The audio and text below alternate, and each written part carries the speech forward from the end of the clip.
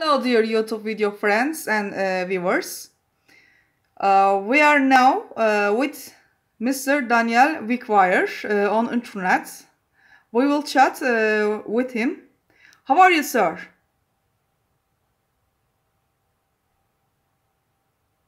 Yes, how are you? How are you? I'm very good, thank you. How are you? Fine. I will ask you what are What is your first question that you would like to ask? Yes. My first question is this. What are the rights of women in Christianity? Could you please explain? Sure. Christianity is based upon the Bible, and the Bible begins in the book of Genesis, which talks about the creation of Adam and Eve. And in order to understand the rights of women, we need to understand why God made the woman in the first place.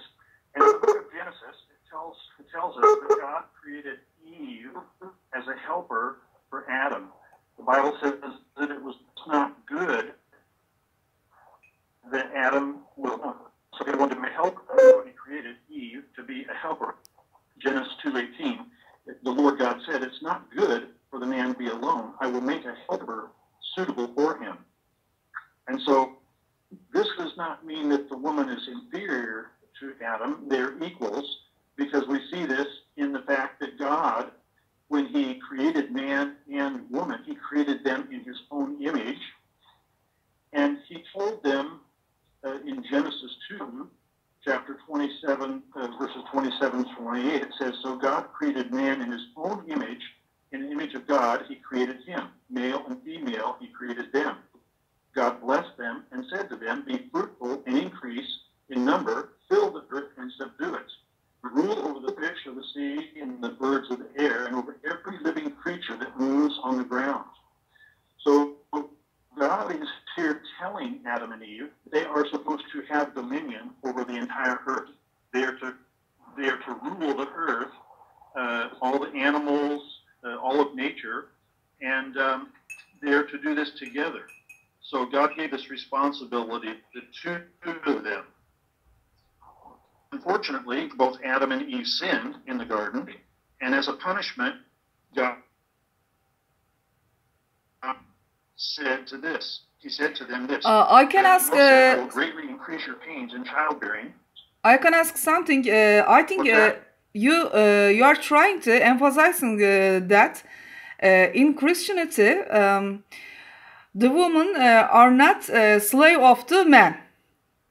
Am I right?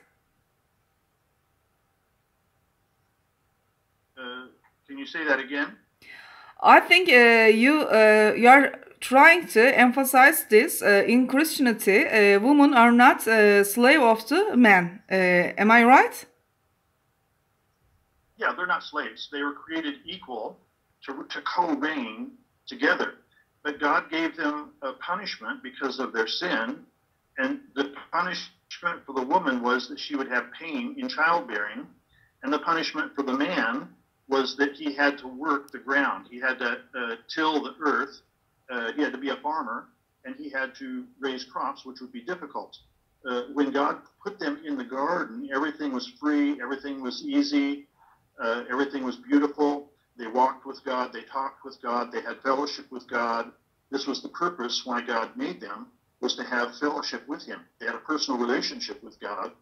But when they sinned, they were kicked out of the garden. God cast them out of the garden. They lost that intimate relationship that they had with God. And so this was part of their punishment for sin entering in. Before they sinned, the world was perfect. There was no death. They would not have died. But when they sinned, this created a big problem. And so when he created them equal. However, as history went on, as time went on, we see reading in the Old Testament that women had a high place. There are many, many women spoken of in the Bible. For example, I'll mention just a few names. There's Deborah, Esther, Hannah, who Noadiah, Rachel, Rebecca, Rahab, Ruth, and Sarah. All of these women had a very important place in Bible history. God used them. God gave them gifts. So they had a very important place in biblical history. And in fact, when God says in Exodus 20, one of the 10 commandments is, honor your father and mother, that your days may be prolonged in the land the Lord your God gives you. Notice he did not say just obey your father. He said obey your father and mother. So this is the command that God gives to children, is to obey father and mother. They are equals. And so when we get to the time of the New Testament, in the culture of that day, unfortunately, women and women's rights had gone backwards. Women were second-class citizens in the Jewish culture of the time when Jesus was living. And so things had degenerated by that time over history. And yet, we see that Jesus highly valued women. He gave them importance. He gave them duties. He allowed them to travel with him. He taught them. Jesus, Mary, and Martha sat at the feet of Jesus, and he spent time teaching them. In fact, he recommended, and Martha was so busy working and serving, she was a little jealous of Jesus speaking to the other woman, and Jesus said, you need to sit as well. You need to sit and listen. He wanted to teach them as well. And for example, Jesus, as he was walking through Samaria, he came to a well, and there was he wanted a drink of water, and there was a Samaritan woman there. And he asked this woman to have a drink of water. And actually, in the Jewish culture, it was forbidden for a man to speak to a woman like this, but Jesus did it. In fact, not only did he speak to her, he spent time talking to her. He sat down with her, he talked with her, and had a long talk. And so you see, Jesus was giving value to this woman. And in fact, this woman recognized that Jesus was a prophet by the things told her, because he looked at her history. He could read her like an X-ray machine. He could tell her whole history. He knew everything about her. And so then later on in the New Testament, as time develops, as the church develops, we see that many other women had important roles in the church. Here's just a few names that you can read in the New Testament. There was Jesus' mother, Mary, of course, but there was another Mary, another lady called Dorcas, another one, Julia, Lydia, Paresis, Priscilla, Phoebe, Tryphonia, and Tryphosa. These were all important women in the church. And we see that Paul himself, he affirmed the equality of all Christians. Paul says in the book of Galatians, chapter 3, verses 26 through 29, this is what he says concerning the role of men and women. You are all sons of God through faith in Christ Jesus. For all of you were baptized into Christ and clothed yourselves with Christ. There is neither Jew nor Greek, slave nor free, male nor female, for you are all one in Christ Jesus. If you belong to Christ, then you are Abraham's seed and heirs according to promise.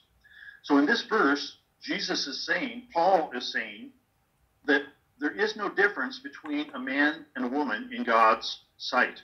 In fact, many verses in both the Old Testament and the New Testament say that God is no respecter of persons. He doesn't hold one person above the other. We are all equal in God's sight. So in God's eyes, there is no distinction between a man and a woman.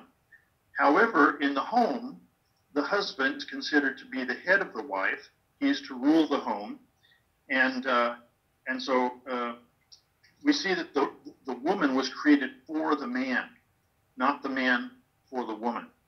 And so basically men are supposed to assume the position of leadership in the home, leadership in the church.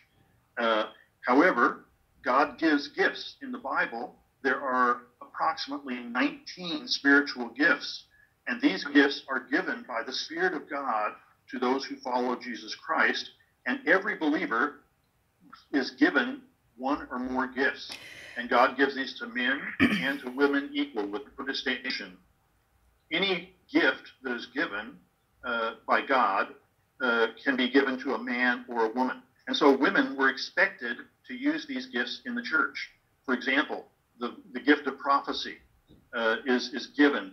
This was women were in the church. They were allowed to prophesy in the church. 1 Corinthians 11:5 shows that they were all able to do this, both men and women. Thank you very much. Because, sir, time is over. I will do a summary of your chatting. You're saying in Christianity, the woman is equal with man, and in Jewish culture, woman is second class. So they have got second class rights. You try to say, I think, is it correct? Well, actually, in Jewish culture today, that is the case. It did not used to be back in the Old Testament, but over time, the Jews devalued the value of a woman. So today, in Jewish culture, a woman is seen to be as a second-class citizen, but not according to the Bible. Okay, thank you very much. It's a cultural thing within the Jewish community. Okay, thank you very much, because time is over. Thank you.